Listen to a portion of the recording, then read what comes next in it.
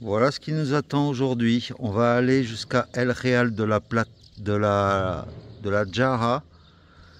Ça fait une étape de 13 km à peu près. Peut-être qu'on poussera un peu après, mais voilà.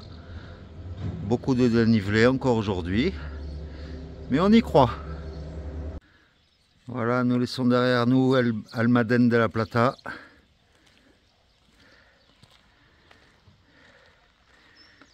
Et nous, on continue. Aujourd'hui, ça va grimper. Mais au moins, on ne sera pas sur la route. Contrairement à hier.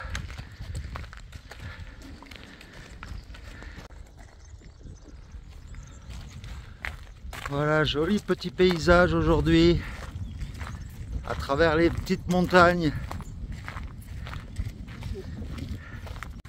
Coucou à toi. Bienvenue à nouveau sur la Via de la Plata en ce jour 4. Et Sophie est toujours avec moi bien sûr. Et aujourd'hui on va faire, pour se calmer de notre grosse étape de hier de 31 km aujourd'hui, on va faire à peu près une étape de 15 km. Et il y a un village entre temps. Donc là je pense qu'on pourra s'approvisionner en eau et planter la tente après tranquillement là où on veut. Mais dans tous les cas, je te souhaite la bienvenue. Et puis je pense qu'aujourd'hui on va te proposer de jolis petits paysages de montagnes verdoyantes. Donc si tu es prêt, on peut y aller. Allez, let's go!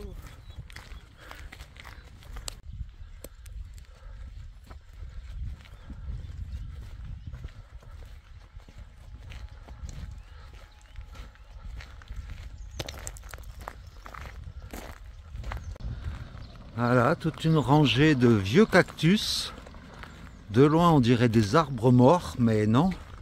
Voilà, tu vois, il y a des cactus qui repoussent là. En été ça doit être magnifique.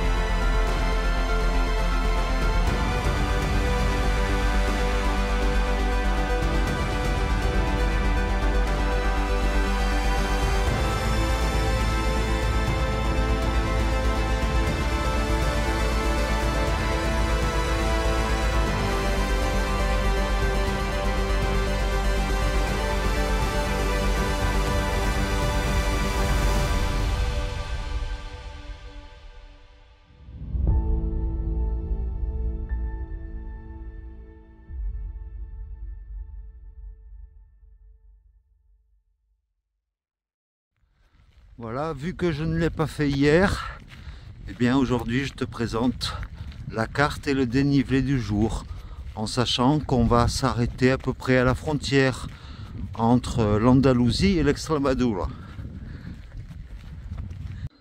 Première pause de la matinée, à l'abri du vent, au soleil, au milieu des arbres. Ah, qu'est-ce que ça fait du bien! Un petit ruisseau à traverser. Apparemment, certains ont levé leurs chaussures. On va bien boire. Arrivé en haut d'une grosse montée, je retrouve Sophie au milieu de chevaux sauvages, en pleine nature comme ça. C'est cool. Elle est en train de les dresser, on dirait.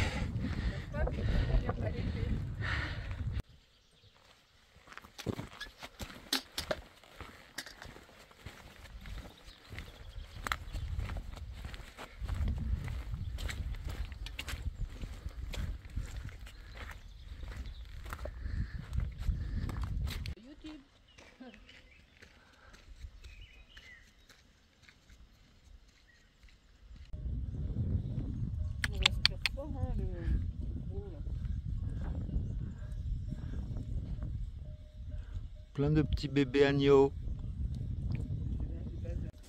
Bon, ben une pause s'impose là, je crois. On est presque arrivé au village de El Real de la Jala. Et puis là, on s'est trouvé un petit pan de mur blanc au soleil. Là, on va aérer nos pieds, on va manger un peu. Ça va nous faire du bien. Eh bien, nous voilà arrivés au seul et unique village de cette étape de 34 km. Et ce village, c'est El Real de la Jala. Ça s'écrit Jara, mais on dit Jala en espagnol. Ça fait un peu arabe, Jala, mais non, c'est bien de l'espagnol. Bon, il faut dire que les musulmans ont occupé la région pendant des siècles. Mais bon, c'est un lieu typiquement espagnol. Et voilà l'artère principale. C'est très mignon. Moi j'aime bien toutes ces habitations en jaune, en ocre. C'est très joli apparemment. Voilà, après s'être approvisionné en sandwich dans un bar parce que les épiceries étaient fermées, eh bien nous quittons le village de El Real de la Jala pour continuer un peu plus après, quelques kilomètres, pour se trouver un petit coin de bivouac avec ce petit chemin bordé de petits murets en pierre. J'espère que ça va pas durer, parce qu'il faut que nous on puisse trouver un endroit aussi pour planter la tente. Et puis là, dans quelques kilomètres, on va franchir la frontière entre l'Andalousie et l'Extremadura. Donc voilà, accompagne-nous jusqu'au bout. Voilà, on laisse le village derrière nous, ce village toujours blanc, typique de la région,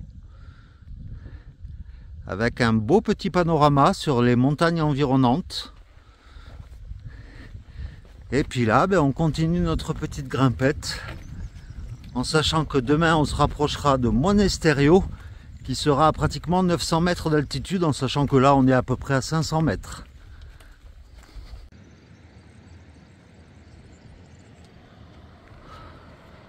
Voilà, une rivière à passer. Je ne sais pas comment on va passer.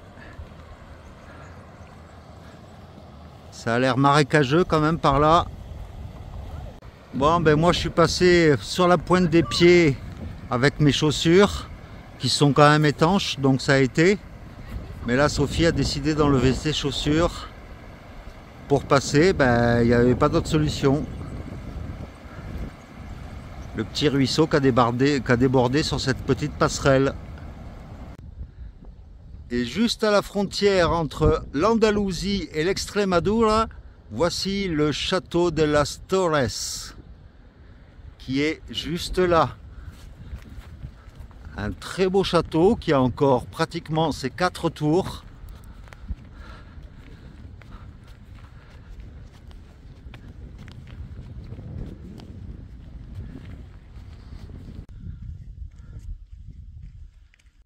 Bon ben là ça fait presque 1 heure qu'on marche depuis le village et le chemin ben il est muré des deux côtés.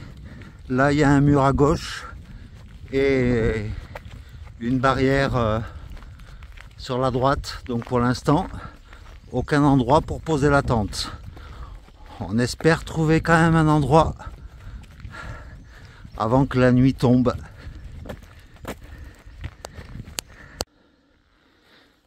Et bien voilà, on a enfin trouvé un terrain qui n'était pas grillagé. Un grand espace avec de la bonne herbe, bien plate. Et je pense qu'on va se poser ici, avec un coucher de soleil qu'on aura en face. Donc c'est calme, il y a un peu de vent mais ça va. Donc adjugé vendu. Voilà, notre bivouac est monté. La tente de Sophie, ben, tu la connais, hein, c'est la même que la mienne mais en une place. Voilà, Sophie qui est là. Et puis la mienne, bien sûr, hein, tout le monde la connaît aussi. Si tu as suivi mes aventures de la Via Francigena, c'est la même, mais en deux places. Avec plein de place à l'intérieur. Là, pour moi tout seul, j'ai largement de la place. Tu vois, je peux rentrer le sac à dos. Je peux mettre plein de choses. Donc, on va être bien, je pense, ce soir. Dans ce petit lieu tranquille en plus. Si tu écoutes, on n'entend que les petits oiseaux. Bon ben voilà, je te fais la petite conclusion de la journée avant que la nuit tombe. Même si ici en Andalousie il fait nuit vers 20 h, on a de la chance. On profite comme ça au maximum de la journée. Mais voilà, donc devant le campement, je vais te laisser pour aujourd'hui, Sophie et moi. Et puis... bien, j'espère que cette vidéo t'aura plu, que les paysages t'auront plu. C'est vrai qu'aujourd'hui c'était agréable, il ne nous est pas arrivé de galère, pourvu que ça dure, il n'y a pas de raison. Mais voilà, aujourd'hui a été une belle journée, donc j'espère te retrouver demain pour la suite de cette aventure sur la Via de la Plata.